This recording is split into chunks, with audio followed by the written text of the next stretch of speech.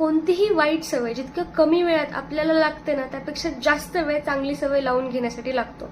आणि हे जग जाहीर आहे, कारण की आपला मेंदू वाईट सवयींना जास्त अडॅप्टेबल असतो. मात्र चांगल्या सवयी अडॅप्ट करण्यासाठी खूप संघर्ष करावा लागतो. त्याच्यामध्ये कित्येक वेळा आपल्याला अपयश सुद्धा येतं. आणि त्यामुळेच मला असं वाटतं की मोटिवेशन सुद्धा कमी पडतं. म्हणजे लेट्स से की सकाळी लवकर उठायची चांगली सवय असेल, उठून व्यायाम करण्याची सवय असेल, तर यामध्ये काय होतं ना, कन्सिस्टन्सी लॅक होत जाते, कारण की आपलं ब्रेन त्या सवयींसाठी रेडी नसतं. मात्र मी जेव्हा हे मिनी हॅबिट नावाचं पुस्तक वाचत होते, तेव्हा माझ्या असं वाचनात आलं की लेखकाने रोज एका पुशअप पासून स्वतःला व्यायामाची सवय लावली. म्हणजे 6 महिने त्यांनी फक्त एक पुशअप मारले. आय नो वजन काही कमी झालं नाही, बट स्टील तो स्वतःला तो मेंटल स्ट्रेंथ जी आहे ना, ती त्यांनी 6 महिने बिल्ड केली. आणि नंतर हळूहळू मग त्यांनी स्वतःला वाचनाची पण सवय लावली. लाईक रोज फक्त एकच पान वाचायचे. असं करत करत हळूहळू पुस्तक पण संपेल.